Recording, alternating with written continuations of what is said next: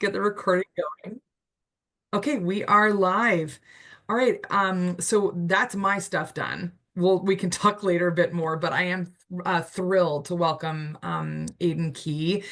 He's author, educator, and we're going to talk a little bit about what we can do to create more gender inclusive schools. So I'm done. So Aidan, please take it away. Sweet. Well, thank you. I'm happy to be back for round two, and we covered some territory last time.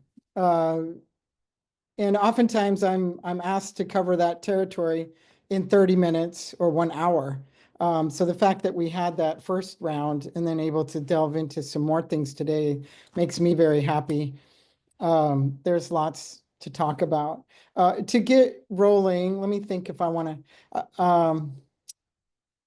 Anything else I want to say? Yeah, let's just say that this work that I have stepped into many years ago, I had no idea what was going to come, and it has been pretty profound.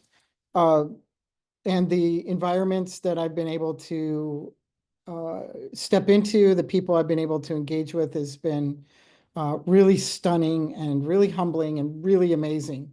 And it doesn't appear that it's done. um, what I have done with that work today, with my book, whatever, is just do my best to share some things that I've discovered along the way, experiences that I've had. And there's experiences that occurred and I could not or would not be able to understand at the moment. But I always kept those close to me to see if I could find my way. What's going on? All the way back from the very early days of my own gender transition, when people would lean in so significantly and ask me the wildest questions, some expected and some really unexpected. And it was at the point when I stood there in front of a group, I think it was a university class, and I thought, what is going on for them? What does my story, how does that impact them? What's going on that causes this intense interest, curiosity, um, discomfort, attraction, whatever it was that would show up. And that was a huge part of um, my learning journey. That's today's no different. So on that note, last time I did a lot of talking and I can keep talking, but I really hope that we can engage together on some things that you all might have interest in discussing. I imagine there could be a person here or there who didn't come last time. So I'm going to just let's see. I'm going to take a moment and just quickly go through some things that we covered last time for the sake of those folks that are new. Let's see, let's get to, and specifically, there's this part that I refer to that I call the framework. And that is actually taking a minute and looking at the word gender and um, taking some time to find out what comes into the equation when we say the word gender. We certainly know our bodies come into the mix. I did speak about the realities of our human bodies and that it isn't just as simple as XX and XY chromosomes. There's a wide array of variations. There are other differences. They're collectively referred to as intersex differences that in addition to chromosomal variations, there's also differences in the ways that our bodies develop, and that includes our internal organs, our external genitalia, our endocrine systems, etc. It's a lot more common than what one might think, and that is becoming more understood in our society today compared to when I started speaking to audiences 20, 25 years ago, when many had not heard the term intersex before. The acronym there, DSD, that's the medical term for intersex differences. Those are differences in sex development.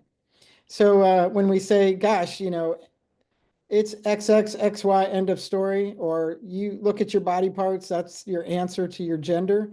Actually, no. For many, many people, that is not true. So adults tend to focus in on this area, but not kids. If I ask kids, how do you know if somebody is a boy or girl? They talk about things that fall into the category of gender expression. And that might mean how long or short someone's hair is, what activities they engage in, uh, what color their t-shirt is, whether or not they wear barrettes in their hair. They bring up all of these different things. And the fun part about those conversations is that they can very readily challenge each other. I just sit back and listen, and they talk with each other about the exceptions that do exist and say, well, that's not true. My aunt has really short hair and she's a girl. Uh, this is really important understanding for us as adults to grab a hold of. Because when we think about having conversations with children about gender, they're ready to have them. They already have them.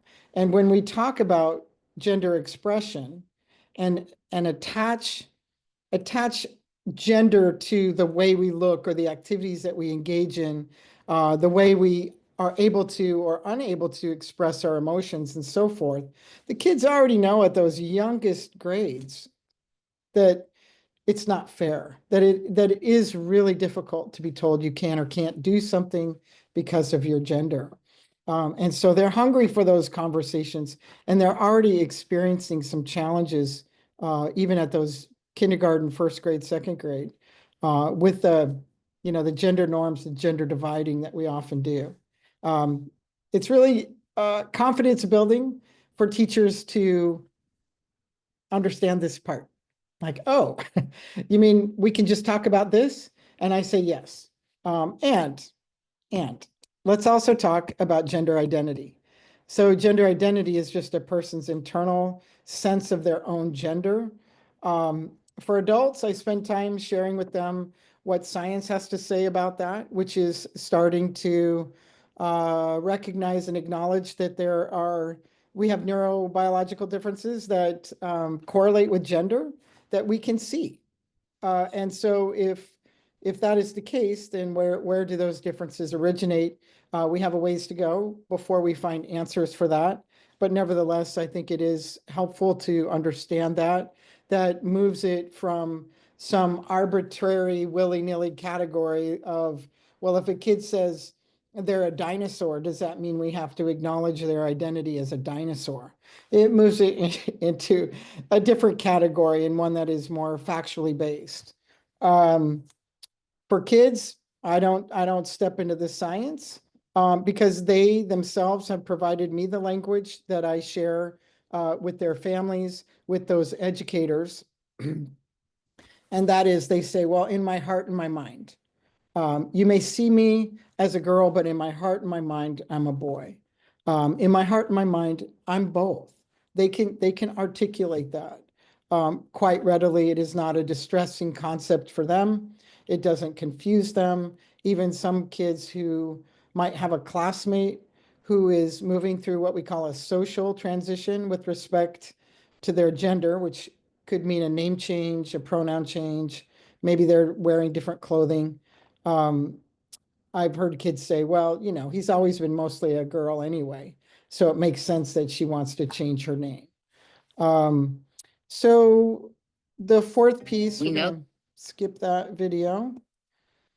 For those of you who didn't weren't able to come last time, if you're interested in a documentary that covers some territory with respect to transgender people and non-binary people and delves into some of this stuff, National Geographic has a documentary called Gender Revolution. I always have to think about it for a second. Gender Revolution, and it's hosted by Katie Couric. So I think you can find it for sure on the National Geographic website. Used to play on Netflix. I don't know if it still does. Anywho, the fourth concept that we talked about was sexual orientation. Now, all I want to say about this is that gender identity differences are not some type of sexual orientation. Boy, but we sure as a society have a hard time separating those two. And there are reasons for that. Because we have, in the past, we've only understood gender identity differences to be in the domain of adults, because children who had gender identity differences were encouraged to suppress that or hide that. But in adults, we could see that, and we did tend to group it together with sexuality differences, and even as far as um, sexual deviancy. There's a lot of stigma and misrepresentations from the past about who transgender people are that I gotta say have been really difficult to navigate. When that shift takes a full swing, then me and a lot of other people can just walk through the world and go about our business. We're not in that moment right now. So these misrepresentations and these just harsh representations perpetuate themes of that I mentioned: sexual deviancy, mental illness, deception. A trans person is trying to hide what's going on. They're trying to trick you for some nefarious reason. Um, Transgender people and other gender diverse people have been the source of ridicule and disgust. Not a pretty picture. So when we actually begin conversations and talk about gender diverse children, then we get a lot of people feeling a lot of things really quickly, a lot of distress and discomfort. And they're not feeling it here so much as in their gut, um, because of those misrepresentations. So in my most generous self, I understand a lot. I have compassion for that distress, and I've essentially dedicated my life to walking through that with others and to navigate my own my own discomfort, my own biases. If you think I popped out of the womb being all trans friendly, think again.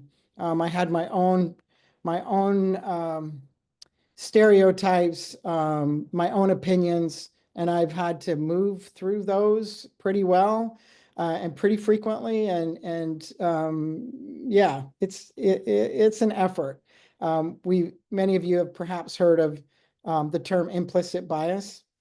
How can we not? How can we not have internalized some of those messages and representations that we've seen?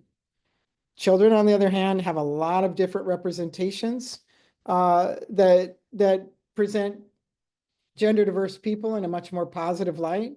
So they're not feeling as uncomfortable. Uh, I'm generalizing because today's a different day, but that's been my experience. There's a real generational divide. Let's see if there's anything else. Maybe that's it for the PowerPoint for the moment. Let's see, just another quick review of talking about the fact that we have research today that shows that supporting a child's gender identity is one of the top most valuable things we can do to optimize their lives and decrease their risk factors for all sorts of negative consequences. So that direct support really matters. It shows up in numbers over and over again. That is what is causing a lot of the shift from the medical and mental health communities. And now we're facing that effort to not only acknowledge and support a child's gender identity, but how do we send them out the door to school? How do we send them out the door to play with their friends in their neighborhood? How do we plug them into after school programs, et cetera? That's the effort that we're in the midst of. And that's also the effort that we're in the midst of a pretty significant backlash on. So I'll be chatting a little bit about that. Um, So let me just say that prior to this topic becoming so politicized, uh, I can tell you that parents and other relatives of these children resist just as mightily as anyone else at first. Uh, their child, when the word transgender starts to float a little close, they get distressed because one, they're scared about something that's really deeply unfamiliar to them. One, two, they know the stigma that has been associated with that word, with that identity, with that experience, with that community. Um, and they may bump up against a lot of their own notions about this. They may find conflict with their personal faith values, cultural norms, and political differences.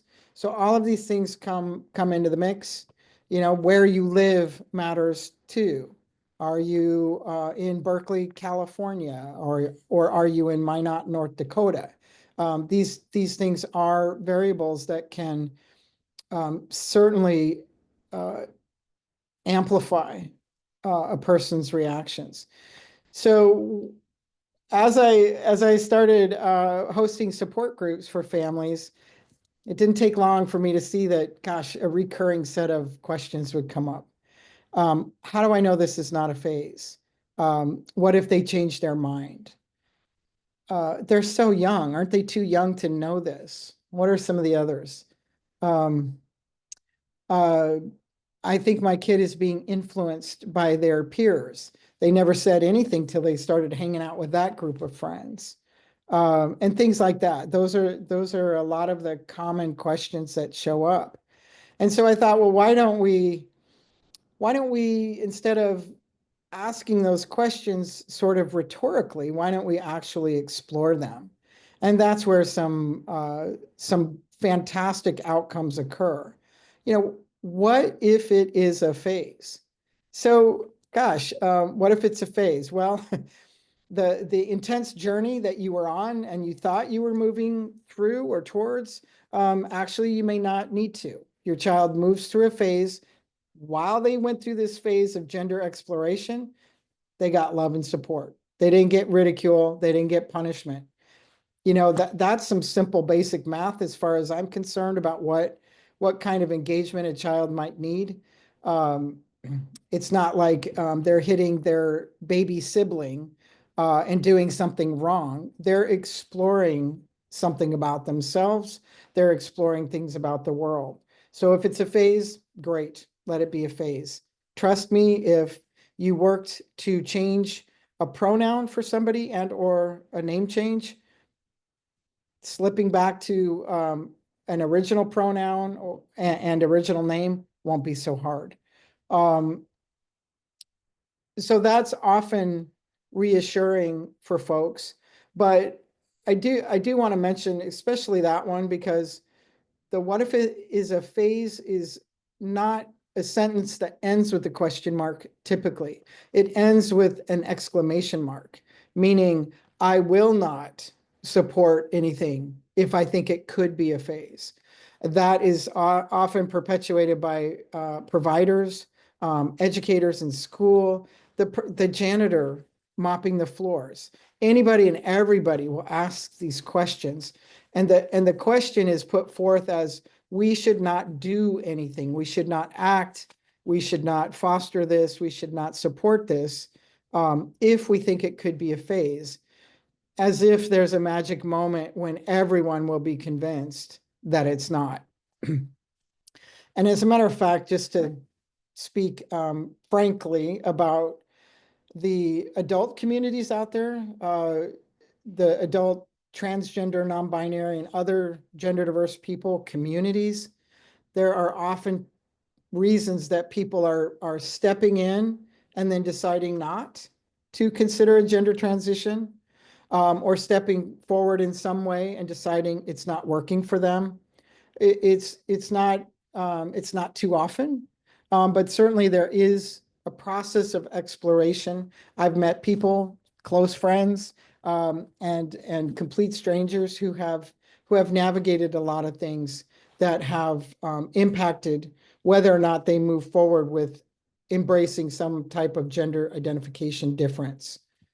So just one quick example is a good friend of mine who had transitioned from female to male quite a few years ago, probably, I don't know, 35 years ago, uh, and decided after 10 years that it wasn't working, and then took steps to step back into a female presentation.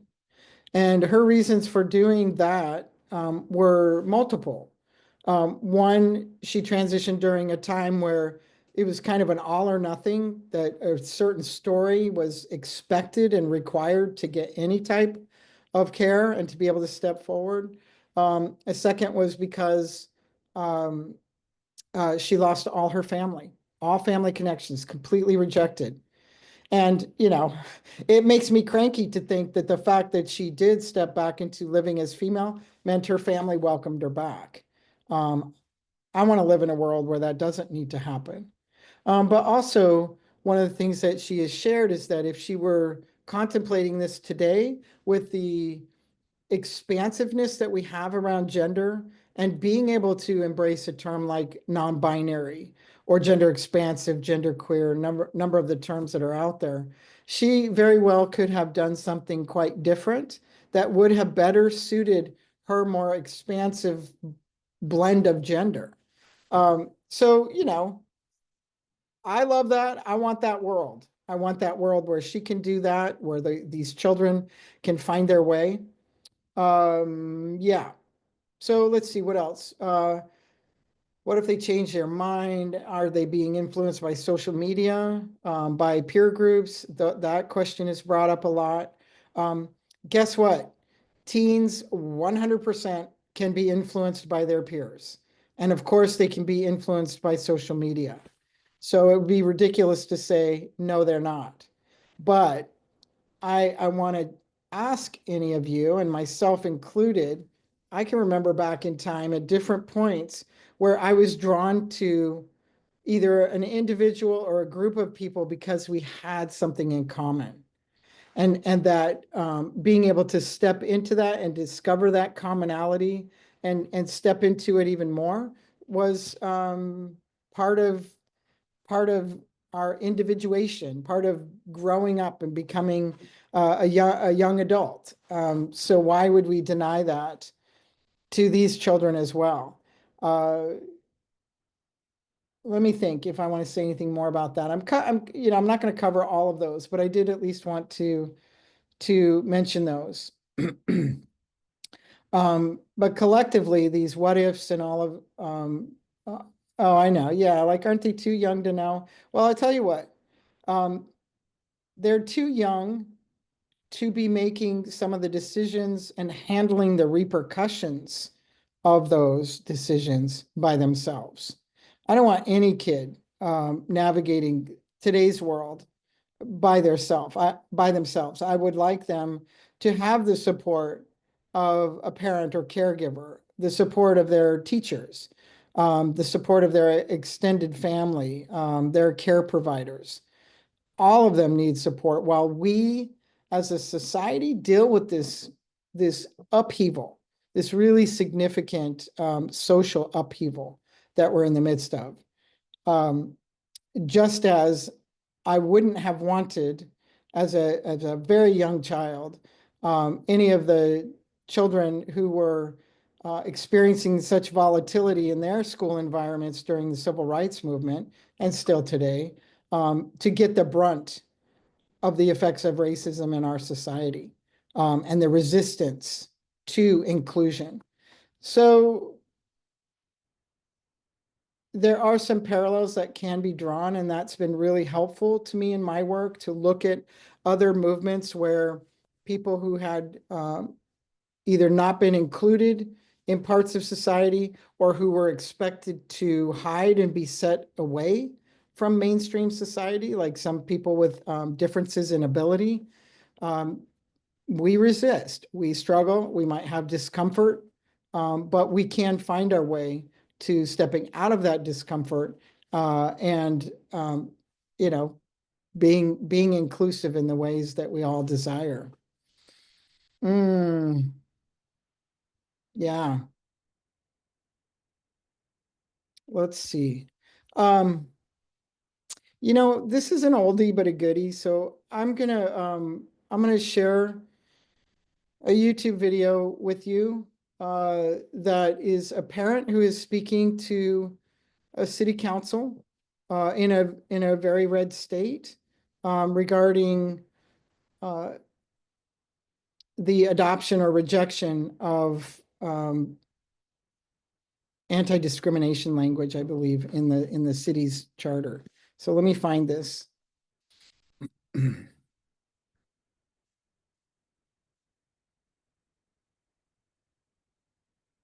Did I pass it? Oh, here it is. I'm the mom of a little girl called AJ, who was recently profiled in the Kansas City Star.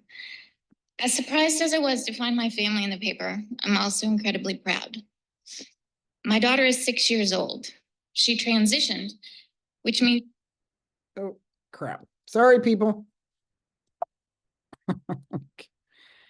Just can't find good presenters anymore. I'm the mom of a little girl called AJ, who was recently profiled in the Kansas City Star. As surprised as I was to find my family in the paper, I'm also incredibly proud. My daughter is 6 years old. She transitioned, which means she changed her outward appearance from male to female and started living full-time as her true gender when she was 4. Until that point, she was quite a rough and tumble little boy with a buzz cut and a shark tooth necklace.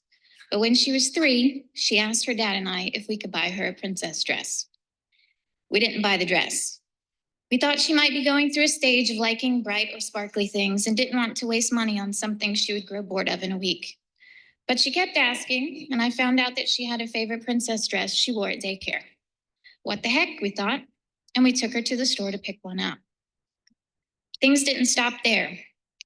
Over the next few months, she started to wear that dress every single minute that she was at home. And then she asked for more. Dresses, nightgowns, headbands, sparkly pink shoes, and eventually even girls' underwear. We allowed some of those things, but we drew the line at the undies. There were just some things we weren't comfortable with during this phase. But then I noticed her pushing down on her genitals a lot, and I asked her what was wrong. Not having those parts, I assumed she might have a rash and was itchy, but her answer shocked me. She said that they bothered her and were in the way. She wanted them gone. Thank God for Google, because I immediately jumped on the computer and typed in a search. 4-year-old boy says genitals should be gone. What came back was a very short list of results, but they all pointed to one thing. My child might be transgender. I had never even heard the word transgender before and really didn't know what to think. We made an appointment with our pediatrician. She recommended a child psychologist. But before we could even get an appointment, my daughter, then my 4-year-old son, said these words to me. Mom, you know I'm really a girl, right? I'm a girl on the inside. That moment changed my life. In the following months, she became more insistent. We saw the psychologist and an endocrinologist to make sure there wasn't a hidden medical issue. She became more determined to express herself by wearing those pink sparkly shoes to daycare. She wanted to go out for ice cream in a fairy dress and wings. Eventually, we couldn't hold her back. She was showing signs of depression and refused to leave the house dressed as a boy. The day I let her go to school in girl clothes, she was happier than I had seen in a very long time. The kids were great and the teachers were awesome. But then the kids went home and told their parents, and they weren't so great after that. Adult bigotry had influenced them. We lost most of our friends and some of our family. We basically went into hiding for about a year while my daughter grew out her hair to look like the girl that she is. When we emerged again, it was with a very happy and confident daughter. When I tell our daughter's story, I hear the same uninformed comments over and over again, so I'd like to address a few of those now. 1, we are liberals pushing a gay agenda. Nope, sorry, I'm a conservative Southern Baptist Republican from Alabama. 2, we, or at least I, because they always blame the mom, wanted a girl, so we turned our child into one. Again, no, I desperately wanted boys. The idea of raising a girl in today's world scares me to death. I'd much rather be responsible for raising a good boy who knows how to treat girls well than to be responsible for raising a girl who might only be interested in dating bad boys. 3, kids have no idea what they want or who they are. My kid wants to be a dog. Should I let him? Well, that's up to you, but I wouldn't. There's a profound difference between wanting to be something in imaginary play and in declaring who you are insistently, consistently, and persistently. Those are the 3 markers that set transgender children apart, and my daughter displayed all of them. 4, kids shouldn't have to learn about sex at such a young age. Well, I agree. So it's a good thing that being transgender has nothing to do with sex. Gender identity is strictly how a person views him or herself on the inside, and it is completely separate from who we are attracted to. 5, transgender people are perverts and shouldn't be in the bathroom with normal people. I don't know what you go into a bathroom to do, but I know what my daughter goes in there for, and it isn't to look around. It's to go into a stall, lock the door, and pee where no one else can see her.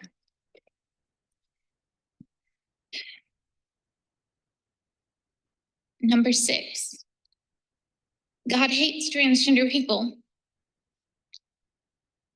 They are sinners and going to hell.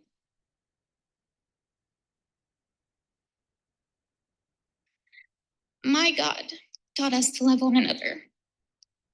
Jesus sought out those who others rejected. Some people choose to embrace biblical verses that appear to say transgender people are being wrong. I choose to focus on verses like 1 Samuel 16:7, which says, "But the Lord said to Samuel, do not consider his appearance or his height, for I have rejected him."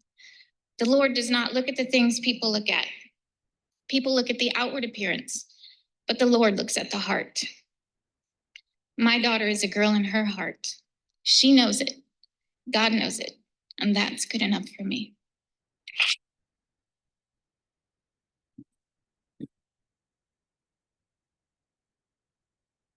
That video was from 2006.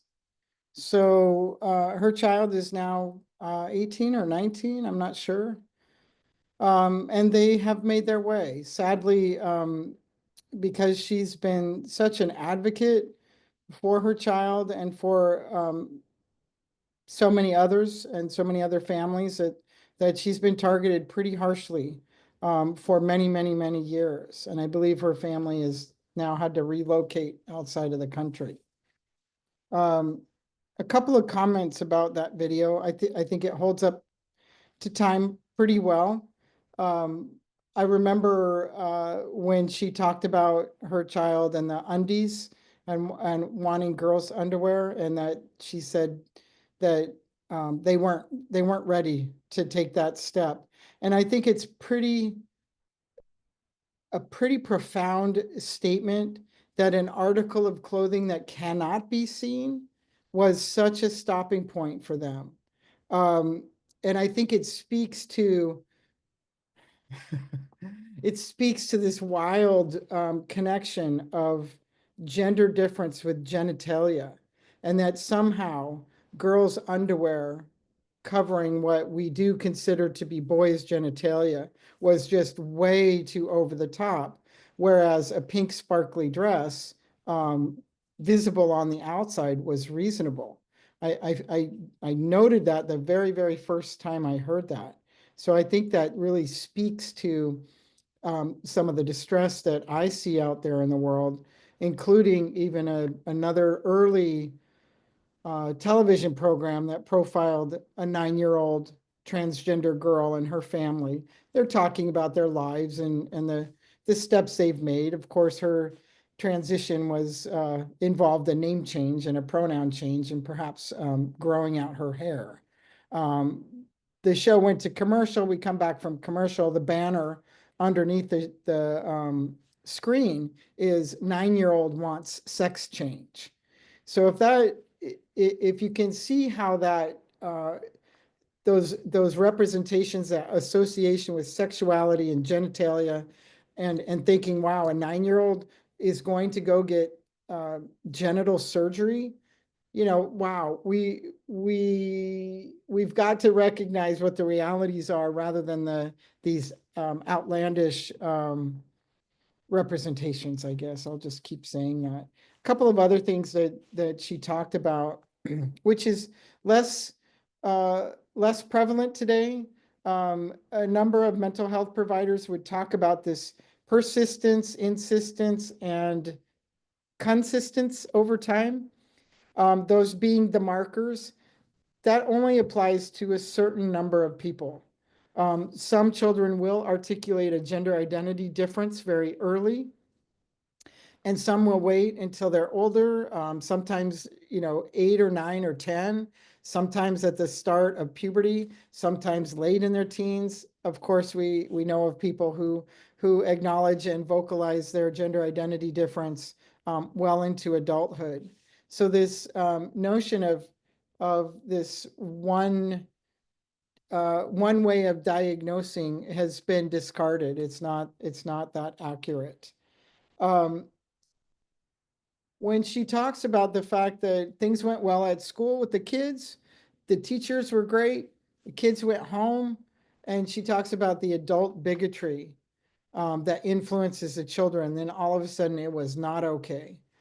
I find it helpful in my work to not package that up as bigotry, even though there certainly could be instances of that. And again, going back to one's geography, where you live, what kind of environment, that intensity can be more significant. But having stepped into so many different environments where it's very politically red, or rural communities or strong faith-based communities, that resistance that is there is everywhere. I've seen it in really very environments that are considered very progressive. And what it is a lack of foundation to absorb this information. And what does this mean? And it feels very destabilizing. And we're humans, so when we encounter situations like that, our alarm bells go off. Danger, danger. And so, that is something that I'm more willing to point to and acknowledge, because so many people do. And I want any person experiencing that type of resistance or discomfort or fear to not be judged in the moment by me calling them a bigot or saying that they're expressing bigotry. So I don't know. I've chatted with that mom about that, and I understand where she's coming from, because it was very much a different environment. Yeah. Let's see. Yeah, and then just one other thing too about that. When she's reading her bulleted list, number 1, number 2, number 3, and she gets to number 6, and she gets immediately choked up. It is it is a powerful moment in that video. And what she says is, God hates transgender people. They are sinners and they are going to hell. You can see in that moment, even though she has stepped in to support her kid, the pain and the distress of that conflict or perceived conflict with her faith values, and that others feel that as well. It is a significant effort, oftentimes, for a parent to step up and support their child. So what I want to say to our legislators out there is, why are you pretending that you know anything about this topic at all? Why don't you listen to those families who have those children? Why don't you listen to the medical and mental health providers who care for those children? Why don't you listen to the teachers about how the kids receive those children? And we'll be a lot better off if we can start doing that. I'm going to pause for a second, because I've been chatting, and I'd like to hear from folks about any thoughts or questions, or where do you want me to go?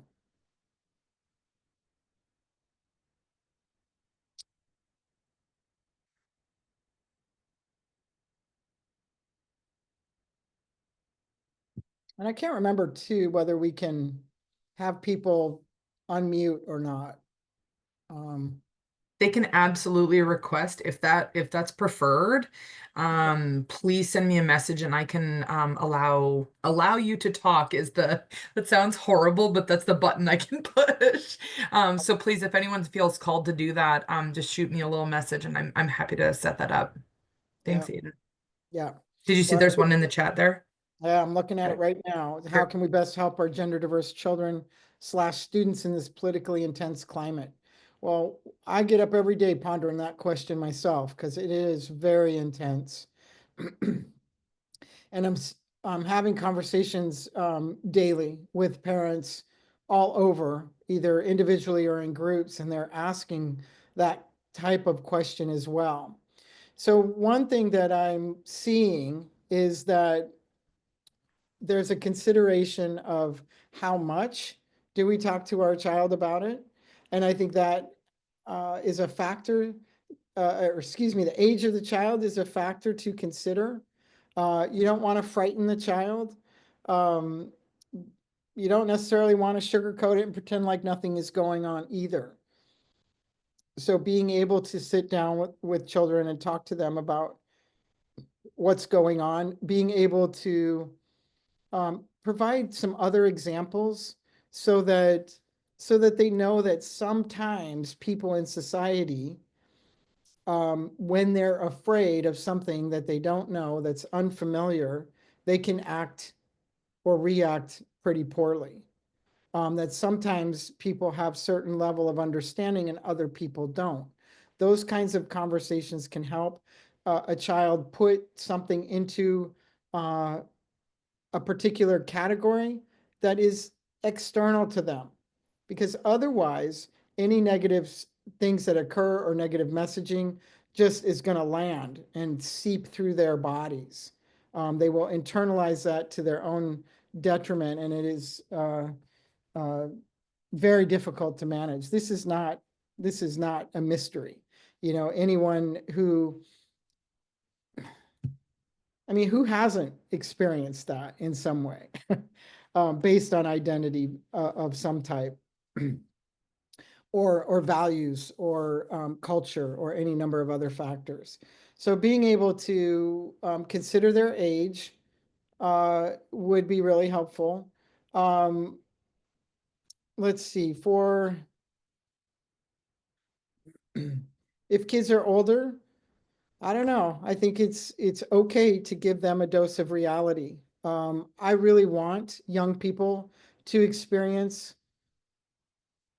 their childhood in the way that they could and should be able to.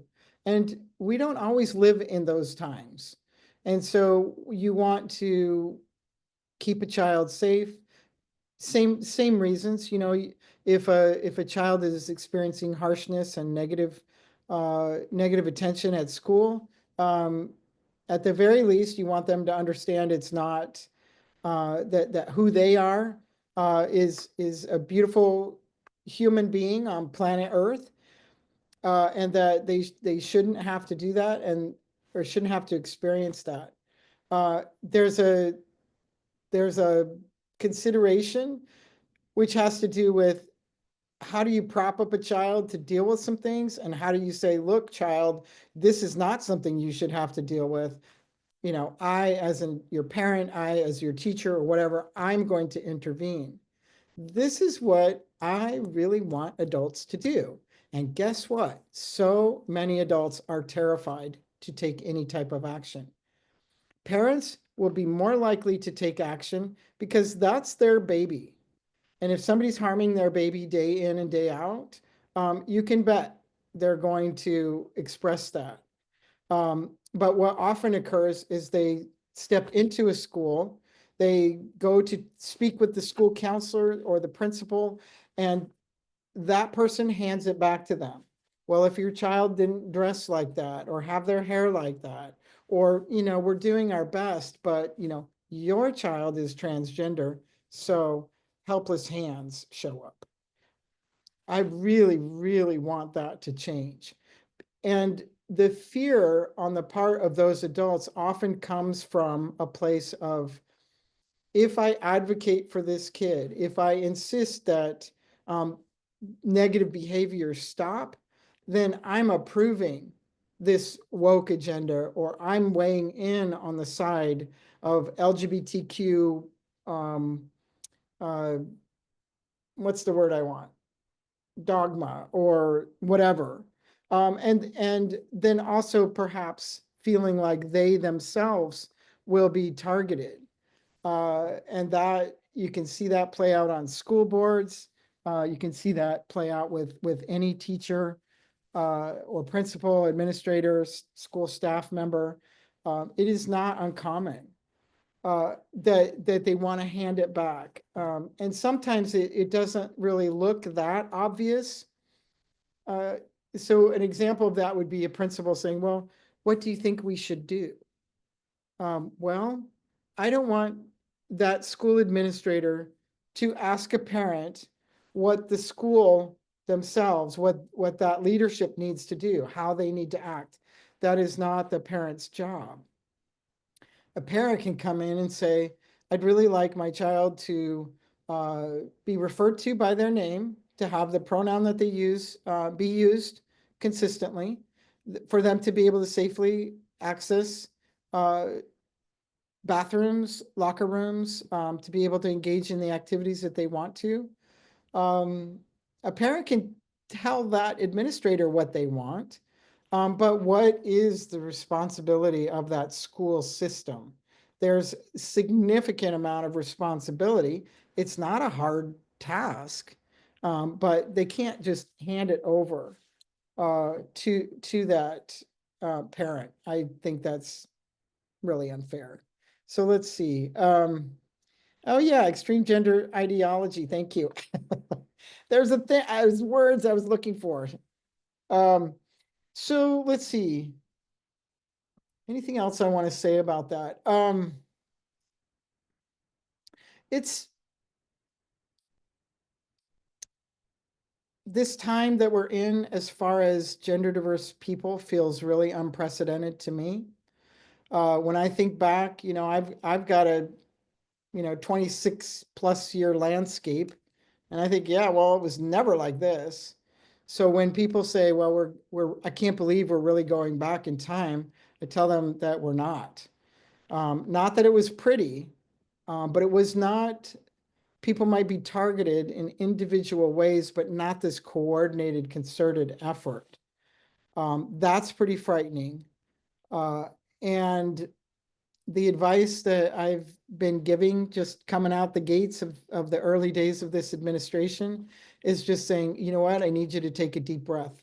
I need you to take several, because that's what I'm doing. Like to find, to get centered and to as calmly as possible, to be able to learn what needs addressing immediately, what we're frightened of, and know that some things may not play out at all. But yeah, and then to get connected with others, get connected for support. How's that? I mean, there's just a lot to say there in terms of what we can do. I want the children to understand as much as possible that what's going on really has nothing to do with them and who they are. And that's going to be a hard thing to accomplish. I live and breathe it myself. I think this is not about me as a transgender person. This is something far bigger and far more distressing. That really, yeah, I don't know, lots to be said there, but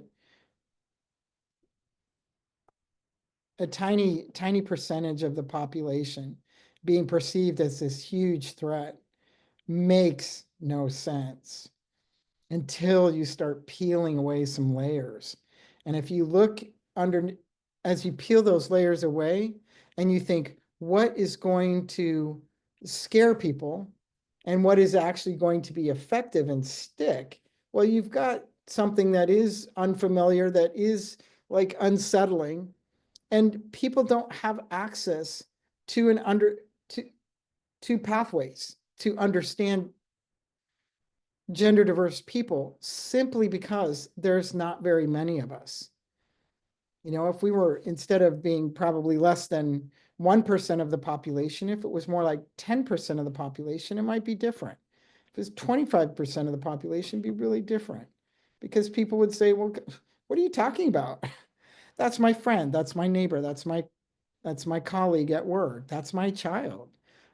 There's just not very many voices. And also with respect to children, the visibility of children in society, of trans and non-binary children in society, is still so very, very new. All right, what else we got? My teen doesn't want to talk about the current political situation. Yeah, I'm not surprised. They're really glad to live in the Oli bubble right now. It's scary to think about travel when their Washington ID says X, which is not seen as legitimate by the federal government. We are taking lots of deep breaths at my house. Yeah, that kind of question about ID documents. I'm not an expert on the legal strategies. The only thing I've heard is do your best to get them consistent with each other. And, you know, an X gender marker is noticeable. So I don't know what the federal government will do about that. I don't know enough about, I just know that tons of lawsuits are going to occur. And if your teen doesn't want to talk about it, that's okay. That is okay. It doesn't mean that they're putting their head in the sand, or maybe it does. And that can be okay too for one's mental health. There's a lot I don't know about the landscape out there because I can't do it right now. I can't read all of those things. In my work, I need to show up and feel energized and feel strong and to make the difference that I make on any given day. And if I don't have the energy because I'm busy being torn down, that's not good. So anyway, how's that? Any other thoughts?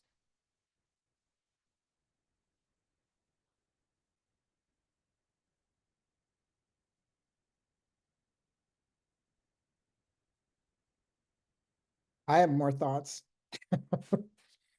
Let me take a second and talk about sports. One of the things I love about Washington State is that Washington State is the first state in the nation to create and adopt a gender inclusive policy for transgender students, K through 12. I think it's probably the first policy in the world.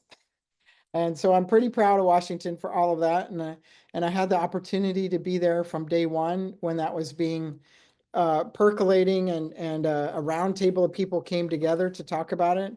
It was pretty interesting. I won't share all the details with you now, but the fact that that policy is now 18-ish years old, maybe just over 18, is pretty impressive. So as the rest of the nation wrings its hands about the participation of trans athletes in sports and all of these things that they fear could occur, all they have to do is look at what's actually happening to understand how it will go, not how we fear it might go. And that is really powerful. It's a mystery to me why more people don't do that. But when we think about a policy that says a student will participate based on their gender identity, and that's held up for over 18 years, one case only has come up for review during that time. A student's eligibility was challenged. She was a high school age track athlete participating on the girls' teams. And her eligibility was challenged by another school. The review committee came together. I was part of that committee. We basically just had to determine, you know, she's who she says she is, right? She's not one of those fears that this is somebody who's going to pretend, a boy who's going to pretend to be a girl in order to break some records or whatnot. Um, then, you know, she has a right to participate. The thing that was interesting about that was that her teammates wrote a letter of support for her. And she was able to bring that with her.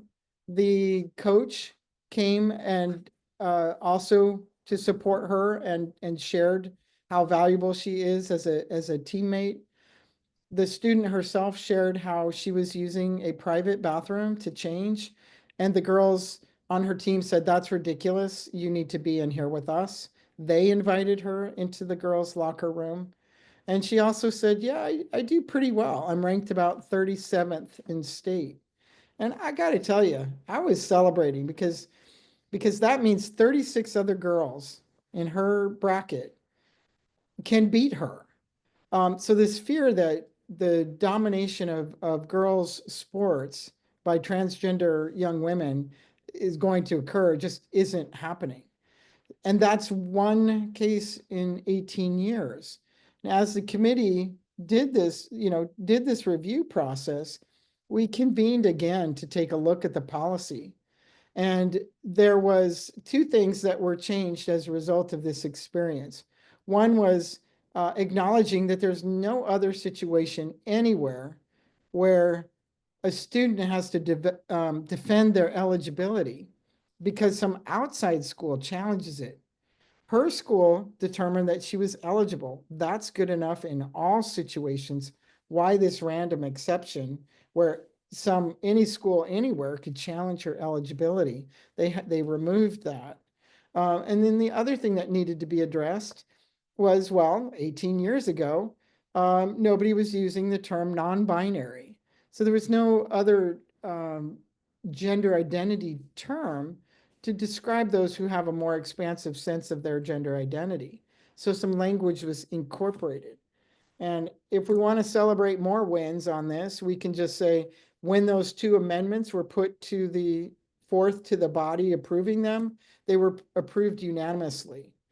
And that means the members of the, dang it, I'm not going to remember what it was, but the members of the athletic association are people on the west side of the mountains and the east side of the mountains in Washington State. So you've got your very diverse political representation, all saying thumbs up, we love this, unanimous. I think that's pretty fantastic. I did give the folks at the Washington Activities Association a little heads up, a little guess what's going to happen someday. They reminded me of this. I didn't remember it, but way back in the day, I said someday a trans girl is going to take first place, and boy, will you hear about it. So there's been a couple of situations in Washington State where two different trans athletes have been competing with their teammates and have actually won a race or two, and then gotten targeted, not just targeted by a local community, but nationally, with some very significant and frightening messaging coming at them. So yeah, we don't hear about the many times where the transgender girls lose. We only hear about it, and we hear about it so loudly when they win. I'm disappointed in that message that transgender girls and transgender women will always prevail over their competitors, because it truly underestimates the incredible athleticism of girls and women out there. So that's my 2 cents. um, yeah. Any other? I can keep going, but I'm really looking to hear from people.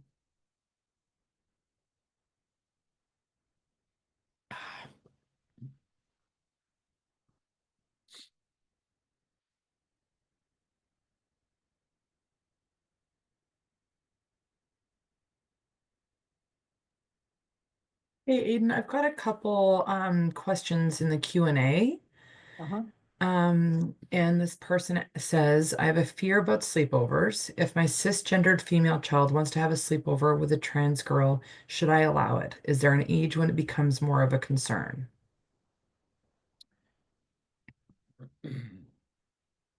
So there's two parts of that question, or two things that come to mind when I think about it, because parents of gender diverse kids ask about sleepovers also. And parents of cisgender kids ask about sleepovers and the concern about what happens. Because we do have a habit of separating kids by their genital configuration, or at least our assumed understanding of their genital configuration. There are questions that this touches on also, other areas, like when students step into the health education curriculum, the sex ed curriculum, and other environments where they separate kids, field trips for school, sporting trips where they are housing kids together. So the question that can be popped into the mix too is, what are we hoping to accomplish when we do that? I've got a lot of thoughts crowding in all at once. The fear, what are we afraid will occur or could occur? And we do have this notion of a penis being a weapon that is rather pervasive. Uh, and I can't remember if I mentioned this last time or not, but a teacher talked about a transgender girl. I'm really concerned about her using the bathroom. Everything else is all good. We're fine, but using the girl's bathroom, I'm just not sure. So I asked her to play out a scenario. What do you think might happen?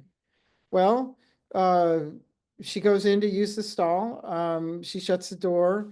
3 or 4 other girls come in. They look over under the stall and they see her penis, and then are traumatized.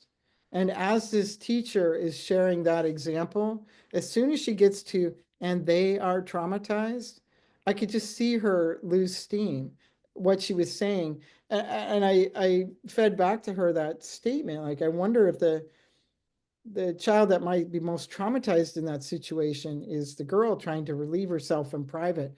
And the teacher is just nodding her head so vigorously. So she never played out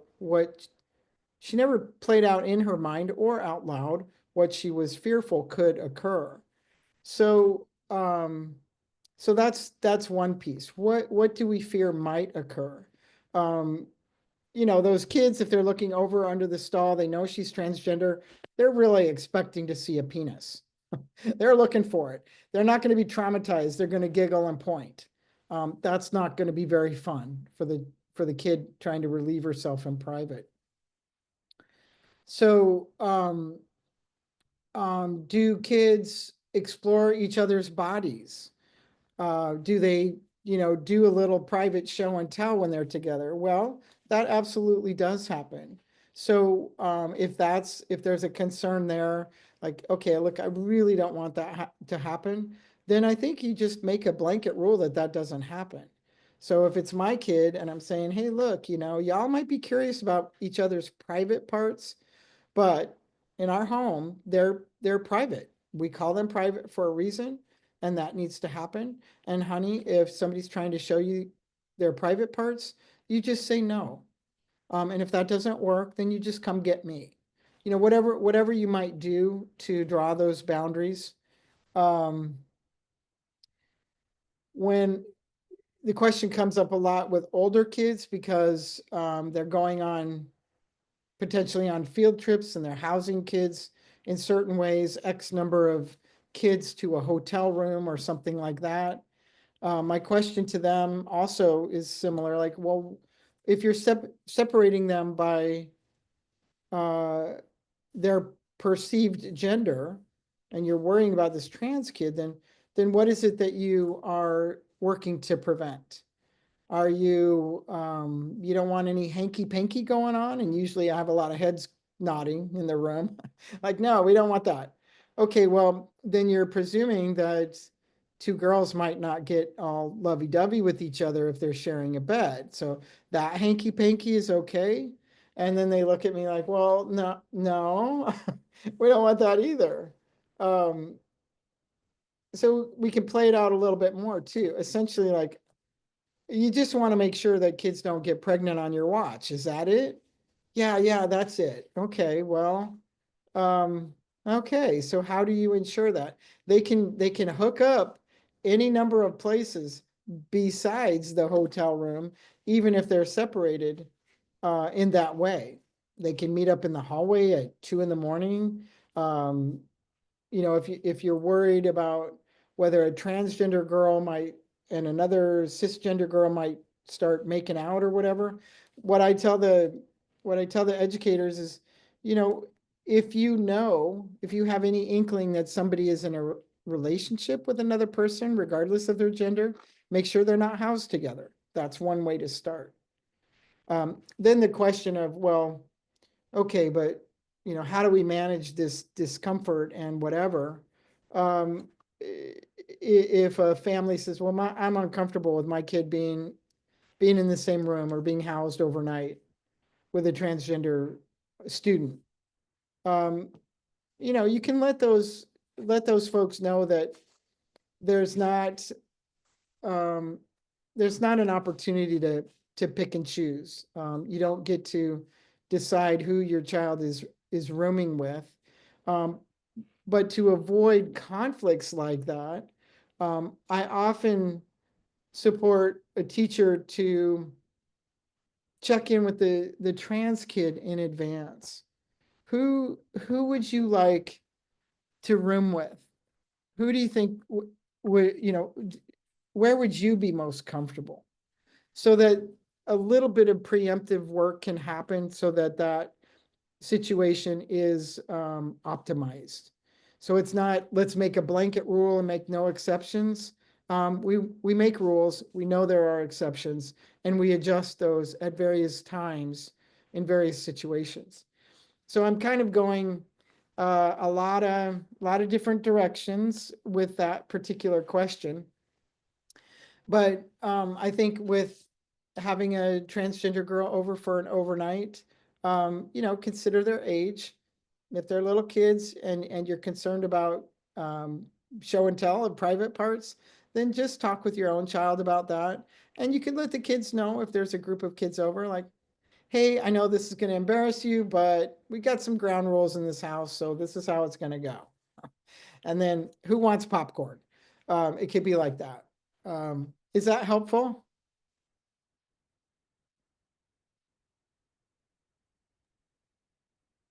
I'll let you know if I get any feedback. That one was asked anonymously, so I'll let you know if anything comes in the Q&A.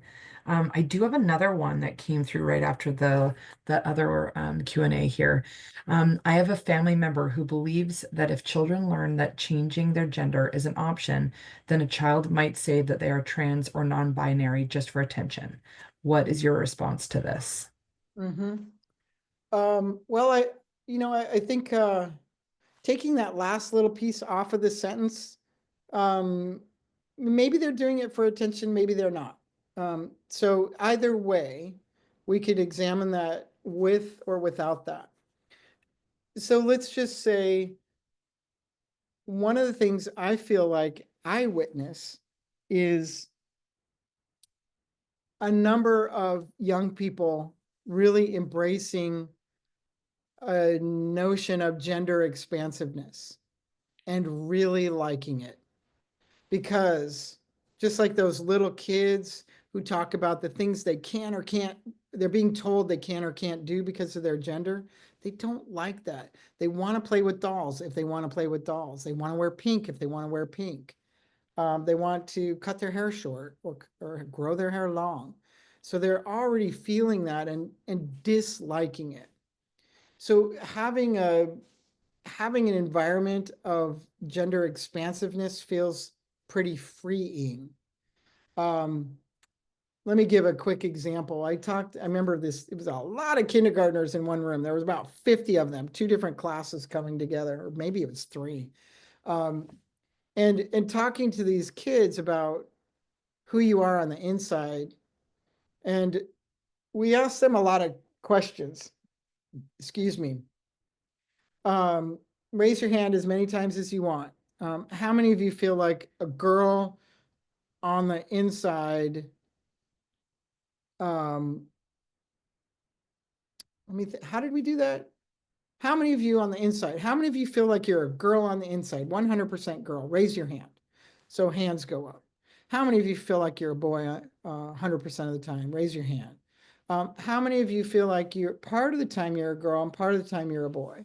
All these different variations. And the kids were just going to town with raising their hands because they could raise them many times. And they're busy thinking about the things that might make them feel more like a boy or more like a girl.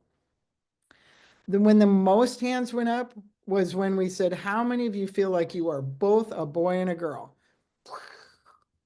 50 kindergartners had their hands in the air.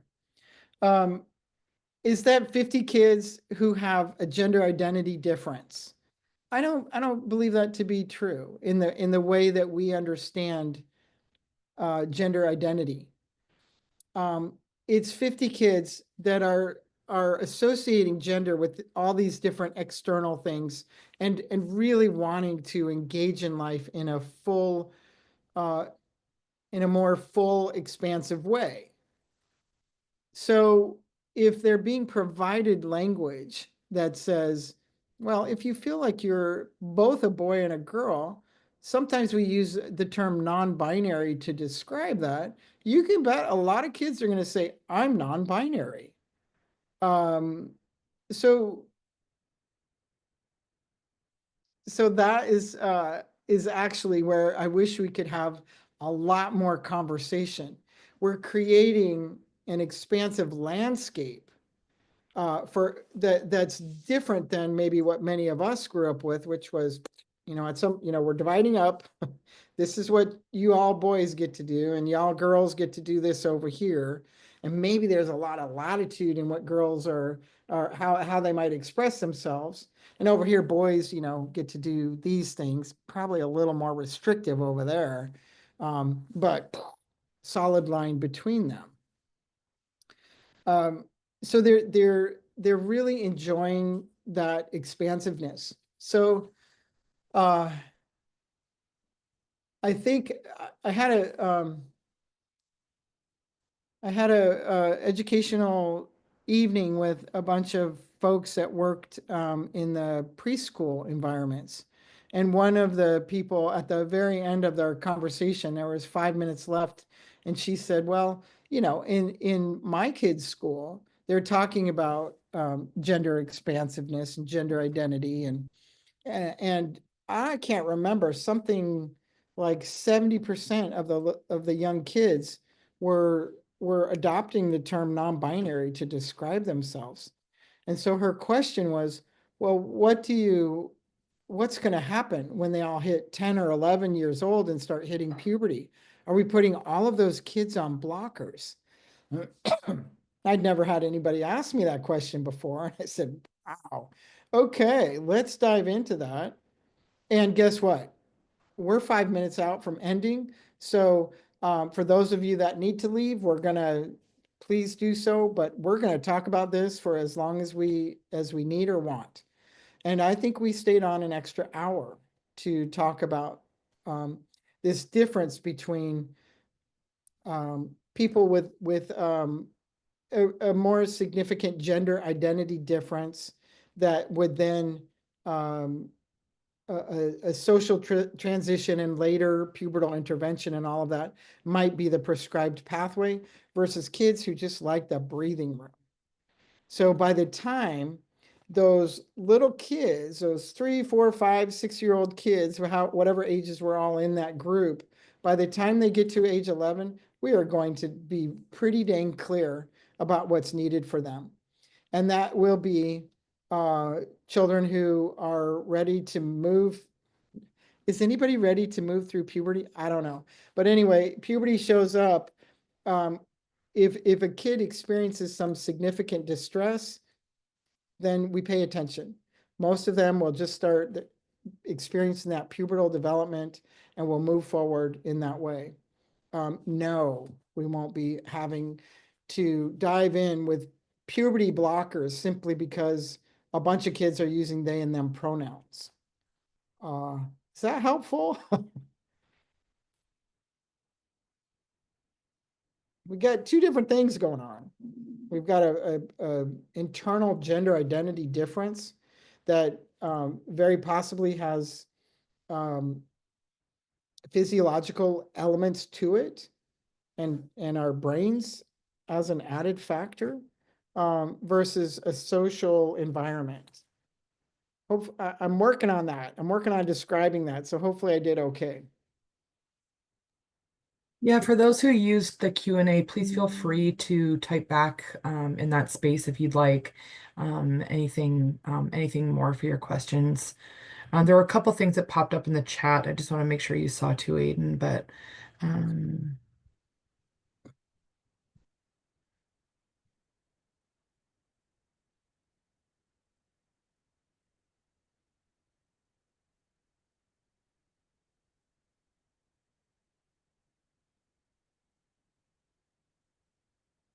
Yeah, I see one note about getting IDs, particularly passports.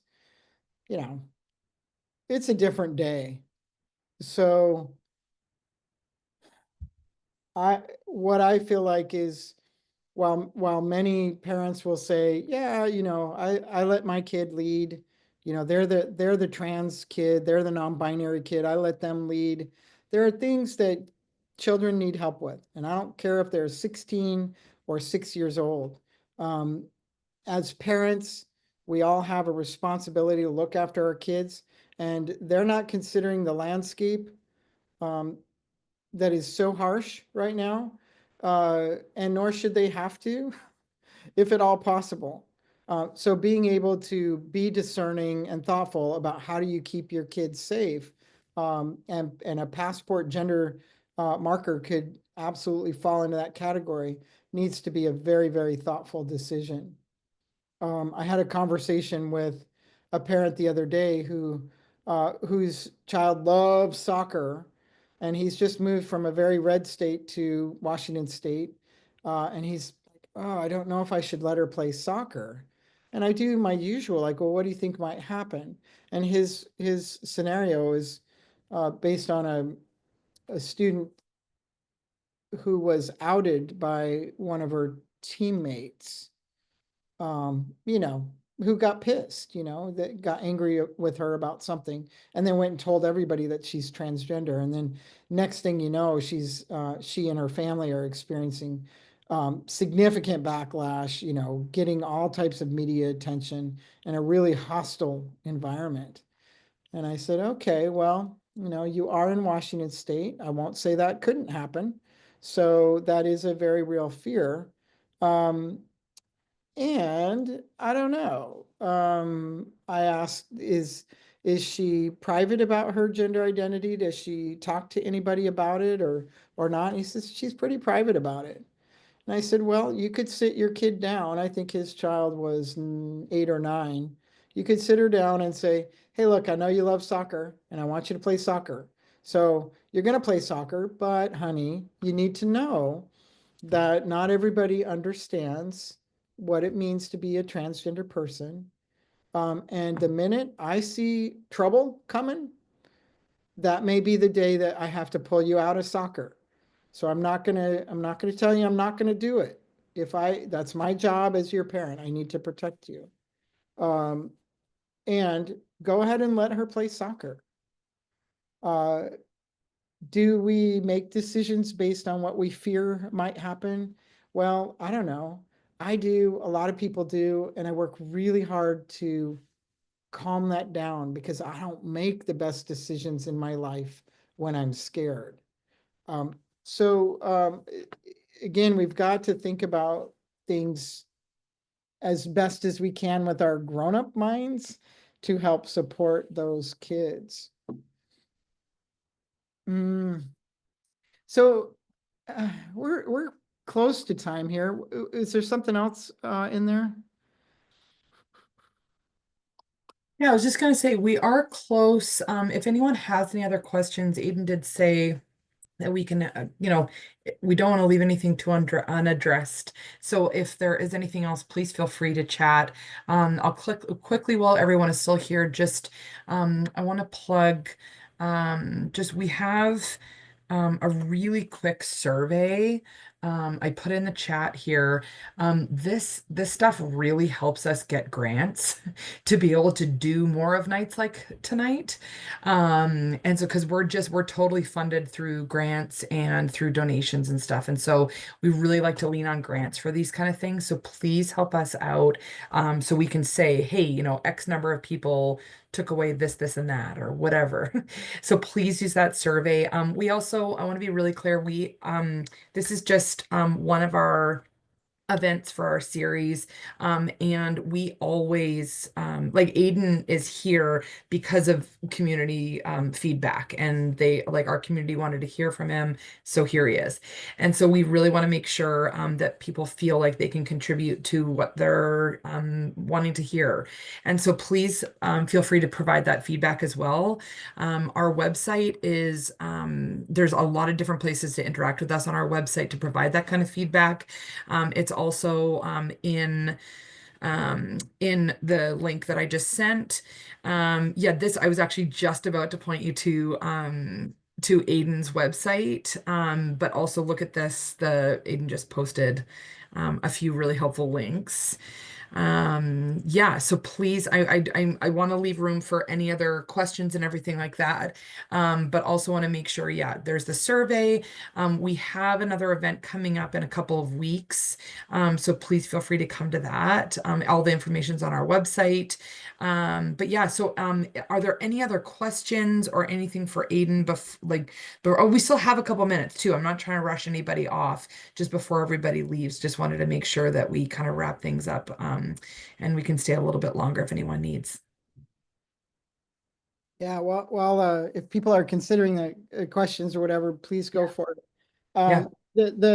The link in there for the book, Trans Children in Today's Schools.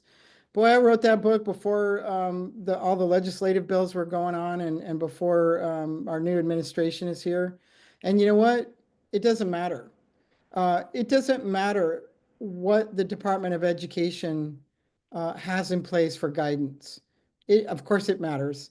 But as far as what I've seen in schools, the way to be inclusive and supportive of all students, that recipe exists.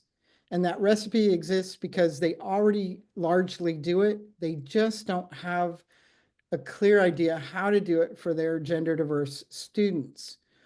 So that's chock full of experiences, real kids, families, schools, and situations that have occurred. So I want to take just a couple seconds and see if I can share just a couple things that I think will be interesting and helpful. I mean, for years and years, the bathroom, the bathroom, the bathroom, the bathroom, the bathroom. I'm like, wow, why are we talking about that so much? So this bathroom was was a single gender bathroom, which this elementary school converted. And you can see how there was a wall there all the way. They took the wall down to halfway and they made each stall separate facility with a locking door. Behind this wall, there is where the sinks are. And guess what? That means any kid can use the bathroom pretty easily. They can all get the privacy they want and deserve. And guess what else? When you can see in there, this is a hallway. So any teacher, administrator walking by, other students, they can all see in there. So it really massively reduces behavioral problems that occur in bathrooms. It is a win-win-win-win-win situation. I love that type of common sense. And this principal, because he was addressing this issue quite a number of years ago, probably 15 years ago, in his district in Michigan, where like nobody had been talking about it before. He's made a point to ensure that he gets this information out to anybody and everybody because of what an amazing experience it is. And he even includes a budget so that he can show districts how affordable it is to make a little bit of modification. So I did want to show you that picture. The solutions are out there, and guess what? The steps to take for trans students benefit all the other kids. And when those school administrators can connect those dots in their heads and then share that with their parent communities, you watch people calm down. And that's the whole effort. Like, can we calm down and figure this stuff out? Maybe some of you have heard the story that hit national news a number of years ago, where, sadly, so many schools have to do active shooter drills. There was an active shooter drill, and a transgender girl was trying to enter the safe place that they were all instructed, which was the girls' bathroom because it had a deadbolt lock, and they would not let her in because she's transgender. She tries to go to the boys' bathroom. They won't let her in because she's not a boy. She's not a girl. And so guess who sat out in the hallway during the entire active shooter drill? Thank goodness it's a drill, because that kind of nightmare should have never occurred. That is exemplifies the the illogical thinking that gets in the way of common sense. Does that girl need to be out in the hallway potentially losing her life? I have looked for other examples of situations like that in other situations, and I found one. I found a situation where a school had, a high school, I believe, a bomb threat had come in. As someone had taped a note to the bathroom stall door and said, "I'm going to set off a bomb." So people reacted quite significantly. And what the school decided to do was to remove all the doors in the bathroom. Somehow, removing those doors would make everyone safe from a bomb. I'm struggling with that. Next time a kid tapes a bomb threat to a mirror, do you remove all the mirrors? What is that kind of irrational thinking? That is fear-based thinking. The only thing they did, the only thing they accomplished by doing that was ensuring that none of the students felt comfortable in the bathrooms. And kids, those students are doing what so many trans kids do every day, which is trying to hold it all day long and not use the bathroom. It's impacting the learning environment for all of those kids, massive distress and health issues like urinary tract infections, kidney infections. Like, okay, can we just kind of bring rational thought back into the mix? And yes, we can. Yes, we can. So that whole process is about providing people the opportunity for conversation. You don't know the way through. There is a way through. Let's find that. Let's talk about it. What do you fear could happen? Let's look into that. What kinds of situations have you encountered before that might be similar? Take gender out of the mix, and you can very well find your solutions. So I just wanted to mention that as a way to end our time, unless we do have questions. Don't see anything else in the chat or Q&A. So unless someone is just waiting and but I think we're done. Aidan, thank you. Yeah, my pleasure. And I mean, we planned this so long ago without knowing what was going to happen. And I think it's fascinating that the community wanted this and it was such a good fit once we started chatting. And now considering everything that's gone on, this just feels important, more important than ever. Not that it wasn't before, but very Mm. timely and yeah. Yeah. Well, it's my pleasure.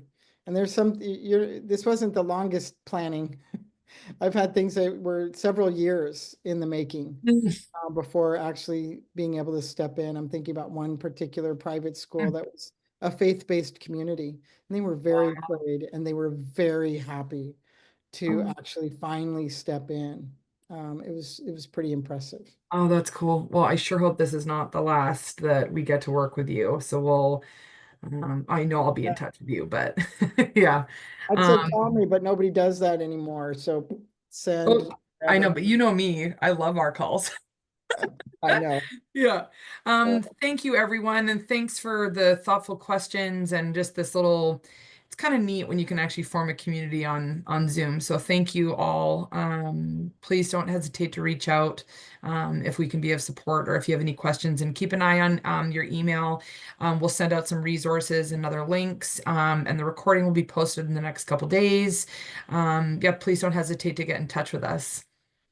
And you know what? Let me add, if people fill out your survey Yeah. and they want to include their address and we want to randomly pick a person to send a book to, I'd be delighted to donate a book. Fun. Okay, yeah, put that. Let me see what there's a question at the very end, y'all, that says anything else that you'd like us to know about this event tonight, just like kind of a catch-all question. Yeah, put your address in there. Eden, that sounds amazing. Thank you for that. Yeah, please, yeah, put your address in and we'll make it happen. Oh, yes. My kids are obsessed with that. I Yeah. love it so much. It's pretty fun. Yeah, the laser one, I think is that one the one that you get that one and it's a yeah. That's it there. I know. They just, I mean, obsessed. They got my parents doing it and it's just hilarious to see my parents doing this. Oh my.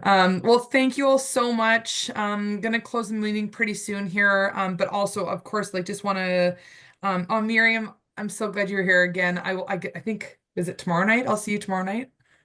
Miriam's another board member. Right on. Right Yeah. on. Yeah. I had a great time with you all, so Yeah. I would love to come back anytime. Yeah. That sounds great. We'll definitely be in touch. Thank you all so much.